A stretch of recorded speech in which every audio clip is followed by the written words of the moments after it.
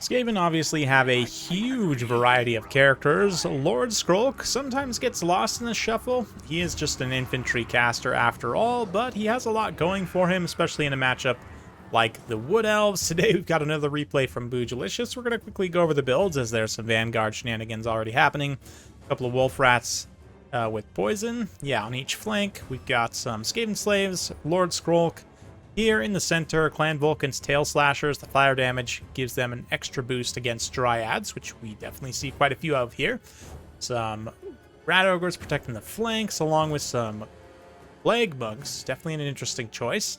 A couple of Death Runners hiding out on the far flank there.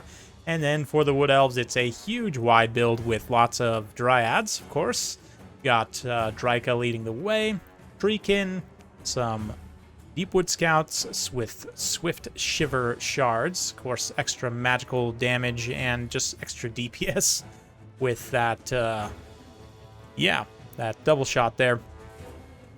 Will it end up mattering as the Clan Rats do have shields? We'll see. The Treekin's definitely an interesting choice, I think. They're quite tanky and decent splash attacks, but they don't have the best offensive output. But interesting how these Wolf Rats are able to, despite everything, hold their leadership together and manage to get out in space and still catch some of these Deepwood Scouts there. Hounds, of course, are sometimes impossible to stop. And yeah, they're going to take damage. Their leadership probably going to give out here fairly soon, but they're able to disrupt and push these Deepwood Scouts fairly far out of position. What that means now is that the Skaven can kind of start to take some piecemeal engagements, like these Dryads get way out of position, get hit by the Poison Wind Globes. These Dryads here in the center, or the Treekins rather, getting absolutely blasted by the Natty Boobo's sharpshooters, and Skrolk himself, who does magical damage and also has that contaminated contact effect to drop leadership. Yeah, minus 10 leadership, which is pretty significant. It's a pretty huge leadership debuff, all things considered. Get the Death Runners moving in on the flank here. Will they eat the charge of these Glade Riders? With the Rat Ogres nearby, it's a little bit less dangerous, but the Swift Shiver Shards can definitely put a high amount of DPS on those Death Runners very quickly. A pretty dangerous unit overall, but lots to happen all across the battlefield here, so we'll keep it in a big wide view as we see Rat Ogres scrapping with Treekin there. The Dryads attempting to reach the Poison Wind Globadiers are unsuccessful. But then the Glade Riders 2v1 rout the Rout Ogres, of course. There's a reason why they're called that. Death Runners then get tangled up, and it's not an ideal engagement for the Death Runners, but they'll get some damage in regardless.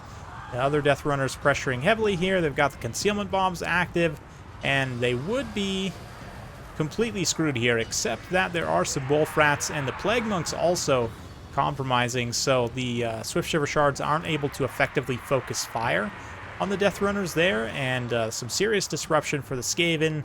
In the backline, Clan's Vulcan's Tail Slashers end up getting kind of blasted by friendly fire, but that's fine. The Dryads are mostly repulsed at this point. There are still a few desperately trying to get at the Sharpshooters to protect Dryka. Dryka's getting very low at this point. Liber Bubonicus has been cast multiple times on her. Doesn't have the most HP in the world, and in this build, too, for the Wood Elves, there's no healing, which could be a pretty critical error come the late game. Of course, Dryka, having taken so much damage, is going to have this massive buff, plus 20 melee attack for anyone that's nearby her, but I'm not sure she's super likely to survive for much longer, as long as the Natty Boobos stay alive, and it does look like they're going to draw a bead on the crazy nasty tree lady. And try and finish it off here with their nasty rat snipers. Dryka gets routed. Does she survive? Oof, unlikely. Down to 331 HP. Might even be worth Lord Skrolk using one more Liber Bubonicus charge, assuming he has one more. Yeah, he does have one more charge of it. I don't know. Tactically, it might be worth just using it to blow up Dryka. 100% guaranteed finish her off. At the same time, though, that damage would be really nice to use against some of these Treekin, who are starting to be a bit of a problem. Death Runners don't really have much of an answer for them, as they get pummeled by the Treekin's magical attacks, and just starting to run out of steam in general against the focus of the Swift Shivers. Although the Death Runners have been able to get some damage done, the disruption also tactically has been pretty nice. It's not not showing in real damage value too much yet. Over here, it's a nice 2v1 with these Rat Ogres against the Treekin. Swift Shivers, we got to keep them in view and make sure we pay attention to where their ammo is going. But this one, again, getting caught by the tandem of the Death Runners and the Wolf Rats, taking a huge amount of damage. The Wolf Rats also trying to finish Dryka off, but they actually get shattered here. It's pretty painful. More Wolf Rats moving in. Not really sure. Trying to threaten the Treekin, perhaps. Definitely want to peel over this way. Death Runners also, I mean, against the Treekin, they are going to tear away a lot of their armor, which is quite nice, but Skrolk also quite vulnerable. He's pretty squishy in himself. Not a lot of armor, relies on that physical resistance, so when he gets surrounded by tree-type units with high DPS, like even just these basic Dryads, he's going to take some fairly significant damage, be forced to pop that Rod of Corruption to try and save himself. Rat Ogres trying their best to clean up those Glade Riders, and the Treekins here just slowly getting ground down. They've got some pretty good value, and they're allowing the Swift Shivers to at least get some shooting done. But Dryka at this point is shattered. She will not be coming back. Only 30 HP. And it's unfortunate the Wolf Rats weren't quite able to finish off her HP. Would have been given a nice leadership debuff to all of the Elves map wide. But definitely still anyone's game. Wood Elves cleaning up the back line. Finally able to shut down the Sharpshooters with the Glade Riders. Glade Riders also trying to use that decent charge bonus against the Rat Ogres here in tandem with the Dryads. Those Rat Ogres probably will be able to shut that down though, and critically the Poison Wind Globes are also still alive with a decent amount of ammunition left. That will be pretty critical in trying to deal with these last couple of Treekins who are quite healthy. Still see there again, Liber Demonicus, like I said, it'll do a decent amount of damage to them. It's not crazy efficient, but it is very good. Use case, given, you know, the battlefield situation, it's probably the best use case, all things considered.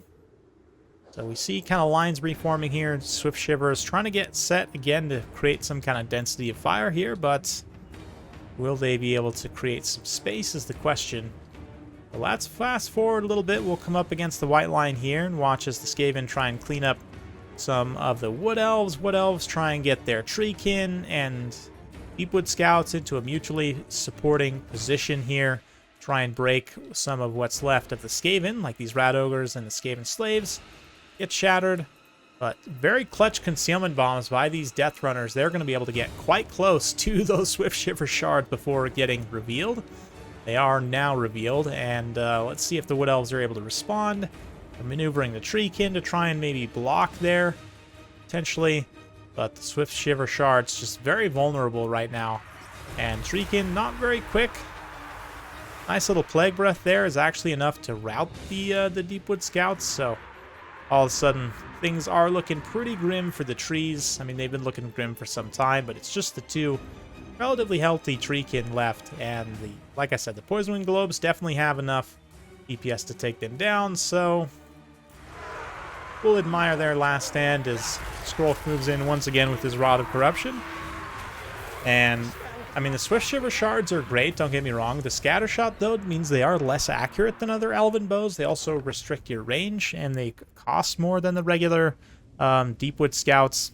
Here, they are essentially basically pay for themselves for the most part, but I think the regular Deepwood Scouts would have done the same thing and would have just been more cost effective. You could have squeezed in, you know, an extra Eternal Guard or maybe an extra Glade Rider. The two Glade Riders that were on the field were definitely awesome, and I think more would be awesome as well. Maybe even cut one of the Treekin, take a couple more Glade Riders just to give you that extra little bit of flexibility.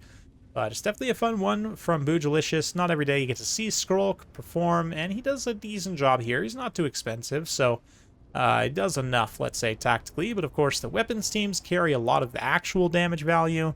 Rat Ogres, tactically important, although in this particular battle they didn't do much. Same thing with the Plague Monks. Death Runners, again, also didn't really pay for themselves, but nice job by the Wolf Rats, at least in one instance, to chase some routing units off the field. So hopefully you guys enjoyed watching that one. If you did, be sure to like, subscribe, hit that bell notification button. Every time I upload a new video, you'll be notified. Thanks again. We'll see you next time.